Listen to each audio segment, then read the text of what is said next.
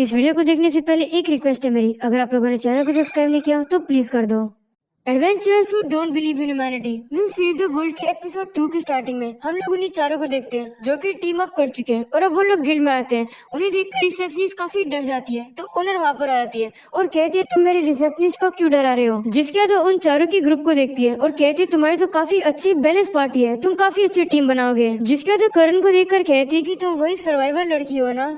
तो बाकी लोग पूछते इससे तुम्हारा क्या मतलब है, जिसमें वो बताती है कि ये लड़की ने एक मिरेकल कर दिखाया, ये रैंक सी के लेब्रिंथ से वापस जिंदा आ गई। ये सुनकर कुरन थोड़ी गुस्सा आती है और अब ओनर कहने लगती है कि एक एडवेंचरर के लिए सबसे इम्पोर्टेंट चीज जिंदा वापस आना है। और अब बाकी सभी लोग भी इस बात से एग्री करते हैं। और अब ओनर कहती है तुम्हारी पार्टी का क्या नाम होने वाला है। तो निक थोड़ा सोचता है और कहते हैं सर्वाइवल, हम लोग कैसे भी करके यहाँ पर जिंदा वापस आएंगे। और यही नाम बाकी लोगों को भी पसंद आता है, जिससे कि उनका नाम सर्वाइवल पड़ जाता है। और अब अगले सीन में हम लोग देखते हैं वो लोग मीटिंग कर रहे होते हैं और अब निक कहने लगता है कि हम लोग अपनी टीम के 3 लॉ बनाएंगे। निक सबसे पहले टियाना से पूछते हैं तो टियाना कहती है मैं तो यही रूल बनाऊंगी कि कोई भी पर्सन किसी की भी हॉबी के अंदर इंटरफेयर नहीं करेगा। वही जेम कहते हैं पैसों का ध्यान रखना। करण कहती है कि जिंदा वापस आना चाहे कुछ भी हो। निक मान जाता है और कहता है पैसों का ध्यान सिर्फ एक पर्सन नहीं सभी लोग रखेंगे, मैं बुक को हैंडल करूंगा। और टियाना उन बुक को चेक करेगी और पैसों को अपने पास रखेगी। वही करण उन पैसों को सेफ रखेगी और जेम की को हैंडल करेगा। तभी जेम कहने लगता है फोर्सिंग, इस टेक्निक को मैजिशियन यूज करते हैं। तुम ऐसे दिखा रहे हो कि तुम रोल असाइन कर रहे हो, लेकिन असलियत में तुम चीजें अरेंज कर रहे हो जिससे तुम्हारा फायदा हो।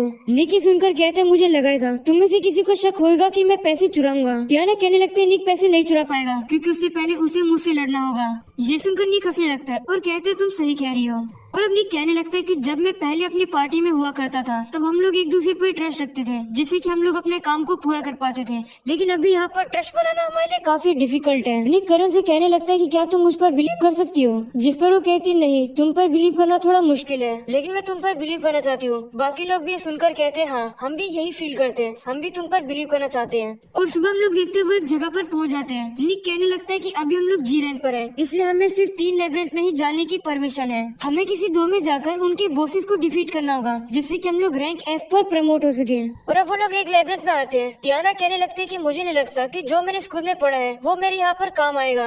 ये सुनकर निक कहते हैं वो तो है, लेकिन मैं ये नहीं चाहता कि तुम में से कोई मरे। और अब वो लोग आगे बढ़ते हैं तो उन्हें एक स्लाइम दिखती है जो कि घास खा रही होती है। निक कहते हैं कि हार्मलेस है लेकिन ये कुछ भी खा सकते हैं, अगर ये बड़े हो गए तो फार्म में जाकर ये काउस को खा सकते हैं जो कि काफी बड़ी प्रॉब्लम हो जाएगी। ऐसा बोलने के बाद निक उस स्लाइम की कोर निकाल लेता है और कहता है तुम इन स्लाइम को अपने हाथ से ही मार सकते हो उनकी कोर को निकालकर, और इन्हीं से हमें पैसे मिलेंगे, इसलिए इनको कलेक्ट करना मत भूलना। और अब वो लोग काफी मजे से आगे बढ़ रहे होते हैं। निक मन में कहने लगता है हम लोगों ने एक साथ पार्टी बनाकर काफी सही किया। और अब वो लोग आगे बढ़ने लगते हैं। जेम कहते हैं भले ये मॉन्स्टर हो लेकिन इन्हें मारना मुझे थोड़ा बुरा लग रहा है। तो निक कहते हैं कि अगर हम लोगों ने यहाँ के मियाज़मा को नहीं खत्म किया तो जो प्लांट्स और एनिमल होंगे वो भी यहाँ पर मॉन्स्टर बन जाएंगे। ये सुनकर जेम कहती है तो काफी बुरी बात है, मतलब हम लोग को उन्हें मारना ही पड़ेगा। वही टियाना कहती है मुझे तो कुछ बुरा नहीं लगता, मैं तो गोब्लिन्स और ओर को हरा चुकी हूँ। तभी अचानक से उसके मुंह पर एक स्लाइम आकर लगती है और उसका पैर फिसलता है जिसके कारण से वो नीचे धड़ाम गिरती है। तभी निक सामने आता है और टियाना से कहते हैं मैं कहने वाला था जो जमीन पर स्लाइम है वो स्टिकी फ्लूइड छोड़ता है, ये बिल्कुल ऐसा ही है कि तुम बनाने के छिलके पर पैर रखकर गिर गई, इसे संभाल कर चलो। ये सुनकर टियाना कहती है बड़ी जल्दी बताया। और अब वो गुस्सा हो जाती है और कहती है मैं अपने मैजिक से इन स्लाइम को सबक सिखाऊंगी। निक उसे रोकने की कोशिश करता है लेकिन वो नहीं मानती है और अब गलती से टियाना का अटैक जाकर कुरन को लगने वाला होता है, लेकिन तभी कुरन जल्दी से अपनी तलवार को आगे लगा लेती है जिससे कि वो बच जाती है। और अब वहाँ पर थोड़ी देर की शांति रहती है। टियाना करण के पास जाकर कहती है कि मैंने गलती से स्पेल छोड़ दी, तुम्हें तो केयरफुल रहना था। वही करण कहने लगती है मैंने तुम्हें बिलीव करने का ट्राई किया था, मैं तुम पर बिलीव करना चाहती थी। जिस पर टियाना कहती है मैं ट्राई तो कर रही हूँ। और अब करण कहती है अगली बार ये गलती मुझसे भी हो सकती है, इसे संभल कर रहना। ऐसा बोलने के बाद वहाँ से चली जाती है। और अब हम लोग देखते हैं वो दोनों अलग अलग रहकर काम कर रही हैं। और अब वो लोग टॉप फ्लोर पर आ जाते हैं। निक सभी को फोकस रहने के लिए कहता है। वही जेम की नजर एक काफी बड़े स्लाइम पर जाती है, वो ये बात निक को भी बताता है। तो निक कहते हैं कि यही स्लाइम यहाँ का बॉस है। ये सुनकर टियाना कहती है इसको मैं संभाल लूंगी। और अब वो उस स्लाइम के ऊपर हमला कर देती है और अब वो स्लाइम फट जाता है जिससे कि सारी जगह पूरी स्लाइमी बन जाती है। अगले सीन में हम लोग देखते हैं वो लोग रिवर के पास आकर अपने आप को साफ करने लगते हैं। करण कहती है मैं टियाना के ऊपर ट्रस्ट नहीं कर सकती हूँ। तो निक बताते कि वो बड़ा स्लाइम एक पावरफुल मैजिक के साथ रिएक्ट कर गया जिसके कारण से वो इस तरीके से फट गया। तो टियाना ये सुनकर कहती है अगर तुम मुझे ये पहले बताते तो मैं ऐसा करती नहीं। तो निक कहते तुम्हें मुझे पहले बताना था कि तुम कौन से टाइप का मैजिक यूज करने वाली हो। जिसके बाद वो निक से कहता है कि तुम रेयर गार्ड हो तो तुम्हें आगे आने की कोई जरूरत नहीं है। तो जेम कहते मुझे माफ कर दो, मुझे बस पछतावा हो रहा था कि मैं पीछे खड़ा हूँ। तो निक कहते नहीं, तुम अपने दोस्तों पे भरोसा ना करते हुए खुद ही उसको जल्दी मारना चाहते थे।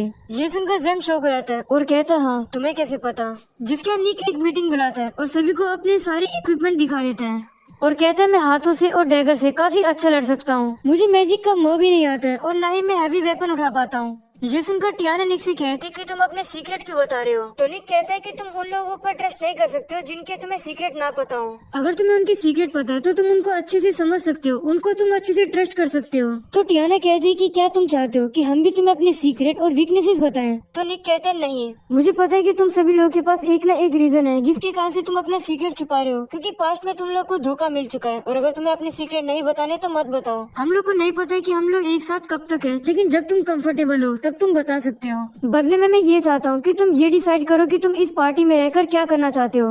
ये सुनकर वो लोग सोच में पड़ जाते हैं। वही जैम बताने लगता है कि मुझे मारना काफी ज्यादा इजी है, तलवार या फिर हाथ से या फिर मैजिक। मैं हर चीज के सामने वीक हूँ, लेकिन तुम मुझे जल्दी खत्म करना क्योंकि मुझे हीलिंग मैजिक आता है। मैं अपने आप को जल्दी से हील कर लूंगा।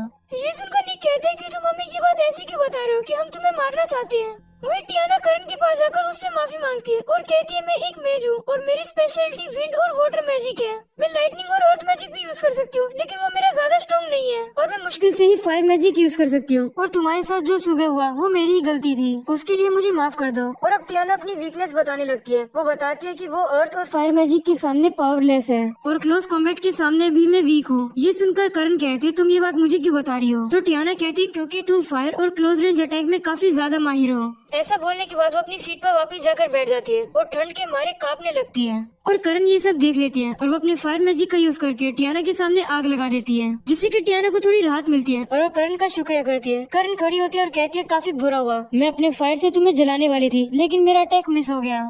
ये सुनकर टियाना कहती है अगर ऐसी बात है तो अगली बार मिस मत करना, नहीं तो मैं तुम पर ट्रस्ट नहीं कर पाऊंगी कि तुम मुझे प्रोटेक्ट कर पाओगी।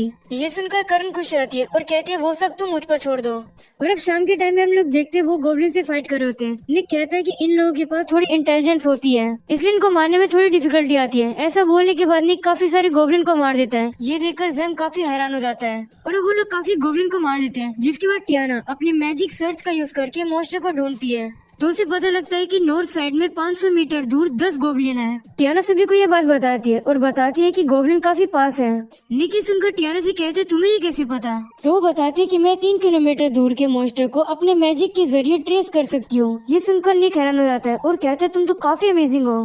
तभी टियाना को गोब्लिन से कुछ ज्यादा स्ट्रॉन्ग सेंस होने लगता है। वो सभी को ये बात बताती है कि सामने एक मॉन्स्टर है जो कि गोब्लिन से 5 गुना ज्यादा स्ट्रॉन्ग है। ये सुनकर निक कहता है पक्का वो ऑर्ग होगा। निक बताता है कि ऑर्ग होप गोब्लिन का एक इवॉल्व वर्जन है जो कि काफी पावरफुल होता है। अगर हम चारों भी मिलकर उससे लड़े और हमने अगर एक भी गलती कर दी तो हम सभी लोग मर सकते हैं। और वैसे भी एक टीम होने के नाते हमारे पास काफी कम एक्सपीरियंस है। ये सुनकर जैम कहते हैं तो क्या हम लोग वापस चले जाएं? तो निक कहते हैं नहीं, हम लोग ऐसा नहीं कर सकते हैं। अगर हम लोगों ने उन्हें अभी यहाँ नहीं रोका तो वो इकट्ठा होकर पास के रहने वाले लोगों के ऊपर हमला कर सकते हैं। और इम्पोर्टेंट बात तो ये है कि हमें उनसे काफी ज्यादा पैसे मिल सकते हैं। ये सुनकर टियाना कहती है अगर हम लोग याद करें तो ऑर्ग के पास मैजिक का रेजिस्टेंस होता है ना, इसका मतलब तो मैं सिर्फ उसे डिस्ट्रैक्ट ही कर सकती हूँ। तो निक कहते आखिरी में मुझे और करण को ही उस ऑर्ग को संभालना होगा। यही प्लान सिंपल है, हम लोग इसी प्लान के अकॉर्डिंग काम करेंगे। और अगर हमें उस ऑर्ग के टफ स्किन को तोड़ना है तो हमें करण की पावर की जरूरत पड़ेगी। ये सुनकर करण थोड़ा सोच में पड़ जाती है और वो एक्सेप्ट कर लेती है कि वो ऑर्ग को हरा देगी। और अब वो लोग वहाँ से जाने लगते हैं। वही करण टियाना से कहने लगते हैं कि मैं तुम पर ट्रस्ट करना चाहती हूँ, लेकिन मुझे नहीं लगता कि मैं तुम पर ट्रस्ट कर पाऊंगी।